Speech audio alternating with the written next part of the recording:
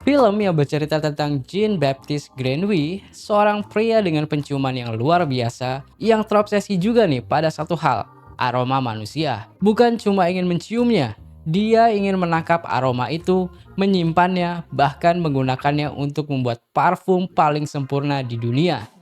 Kedengarannya emang gak masuk akal sih.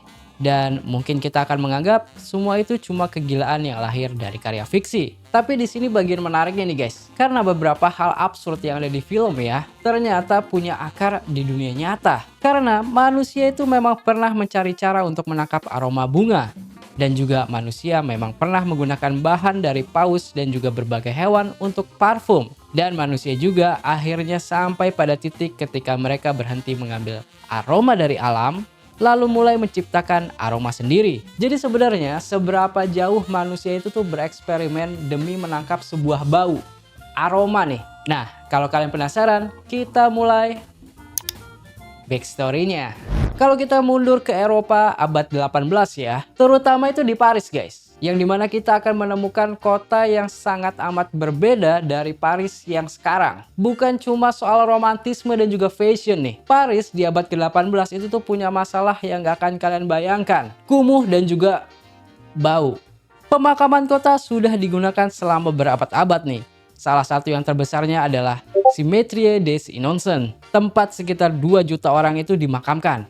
Namun pada tahun 1780-an, salah satu bagian makamnya itu tuh runtuh dan juga jasad serta tulang belulangnya masuk ke ruang bawah tanah bangunan di sekitarnya. Pemakaman itu kemudian ditutup dan jasad-jasadnya itu dipindahkan ke tempat yang sekarang kita kenal sebagai Catacombs Paris. Lalu terciptanya teori miasma, yang artinya bahwa udara yang buruk atau berbau busuk berkaitan dengan penyebaran penyakit. Jadi bau itu tuh bukan sekedar sesuatu yang mengganggu guys. Bau itu bisa dianggap sebagai tanda bahwa lingkungan sedang tidak sehat. Dan di tengah dunia yang penuh bau itu, manusia justru semakin menghargai sesuatu yang kebalikannya, yaitu harum. Tapi ada satu masalah nih. Begitu bunga layu, aromanya itu juga bakalan hilang gitu loh.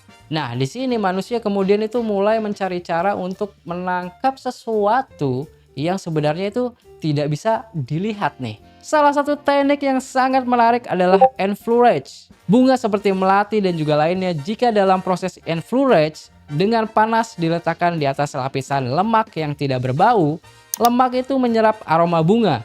Bunganya dibuang, bunga baru ditaruh lagi. Diulang terus sampai lemaknya itu benar-benar penuh dengan aroma. Teknik ini bernama tube roast dan dinilai sangat amat boros. Karena harus membutuhkan sekitar 1.200 kg kuncup bunga untuk menghasilkan sekitar 200 gram absolut.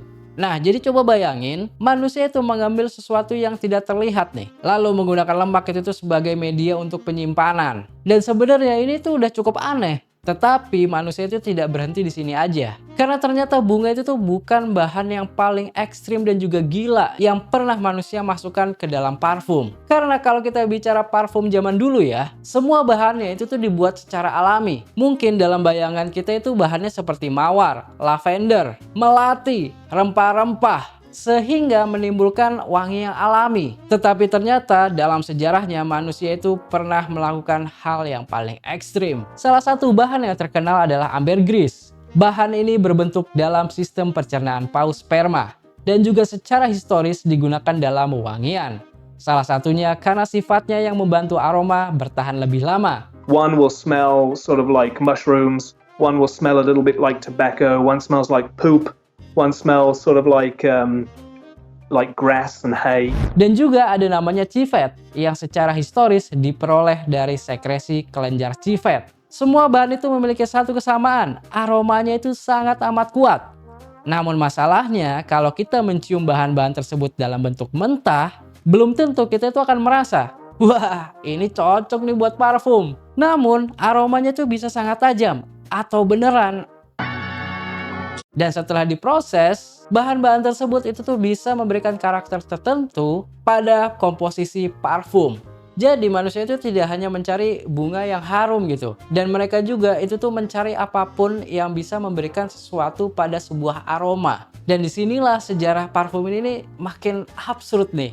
Karena ternyata manusia itu tidak mencari apa yang baunya enak. Mereka mencari apa yang bisa membuat aroma ini menjadi lebih menarik, lebih kompleks, atau lebih tahan lama. Dan ketika kebutuhan itu semakin besar, muncul masalah lain. Alam itu tuh punya batas, guys. Bunga tumbuh pada musim tertentu, bahan hewani juga semakin langka, dan semakin banyak parfum diproduksi, semakin sulit mengandalkan alam saja. Nah, maka dari sini manusia itu tuh melakukan sesuatu yang akhirnya itu tuh mengubah seluruh permainan. Karena sebelum masuk ke laboratorium, manusia sudah lebih dulu belajar bagaimana cara memisahkan aroma dari bahan alami. Dalam tradisi ilmiah dunia Islam, distilasi dikembangkan dan juga digunakan untuk menghasilkan air bunga serta bahan aromatik. Tokoh seperti Al-Kindi menulis tentang parfum dan distilasi. Sementara tradisi yang berkaitan dengan Ibnu Sina ikut berperan dalam perkembangan ekstraksi aroma melalui distilasi. Jadi perlahan manusia ini bergerak dari bagaimana kita menyimpan aroma menjadi bagaimana kita memisahkan aroma yang kita mau nih. Tetapi revolusi sebenarnya itu baru datang di abad awal 19.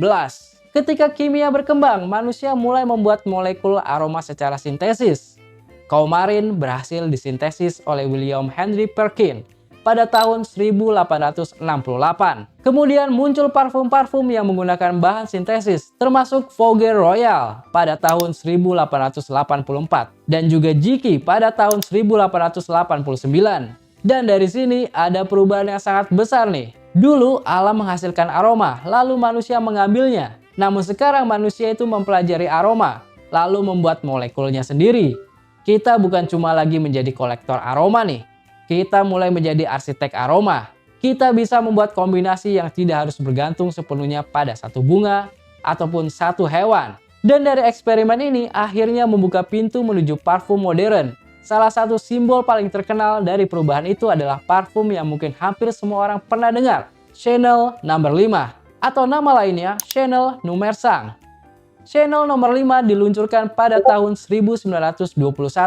Gabrielle Chanel bekerja bersama Ernest Bloch untuk menciptakan sesuatu yang berbeda dari parfum kebanyakan, yang dimana hanya mencoba meniru satu jenis bunga.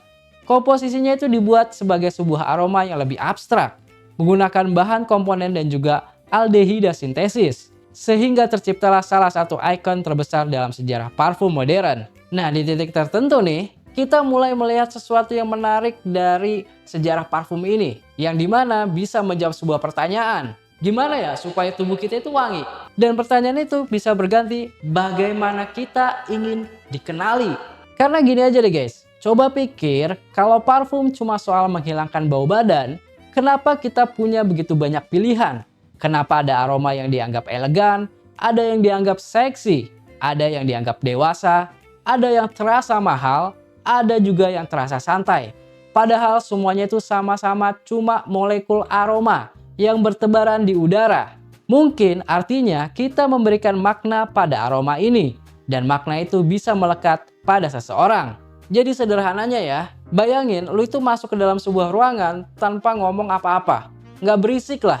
Dan setelah lu pergi dalam ruangan itu, orang-orang di sekitar itu masih bisa mengingat lu itu siapa. Nah, mungkin jawabannya adalah parfum itu tuh bukan cuma sesuatu yang bisa kita pakai di dalam tubuh gitu loh. Tetapi parfum adalah sesuatu yang kita bisa gunakan untuk membentuk kesan pertama terhadap personal kita. Dan kalau dipikir-pikir, ini sebenarnya cukup luar biasa. Karena ribuan tahun lalu manusia itu rela mencari bunga, membakar resin, menyuling tanaman, menggunakan lemak untuk menangkap aroma, mencari bahan dari hewan, lalu masuk ke laboratorium dan membuat molekul aroma sendiri. Semuanya untuk satu hal yang sama, meninggalkan sesuatu yang sebenarnya tidak bisa dilihat. Nah, karena itu film yang kita bicarakan tadi itu tuh terasa familiar di kepala kita nih. Karena di dalam film Parfum The Story of Murderer, Grenouille memang fiksi. Obsesinya itu untuk mengambil aroma manusia.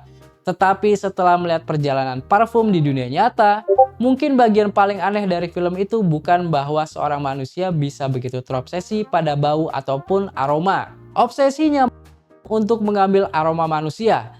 Tetapi setelah melihat perjalanan parfum di dunia nyata, mungkin bagian paling aneh dari film itu bukan bahwa seorang manusia bisa begitu terobsesi pada bau ataupun aroma. Tetapi karena ternyata manusia itu tuh memang sudah melakukan hal-hal yang cukup ekstrim di masa lampau demi sebuah aroma. Dan akhirnya kita mengubah aroma menjadi sesuatu yang bisa mewakili selera, status, gaya, bahkan identitas.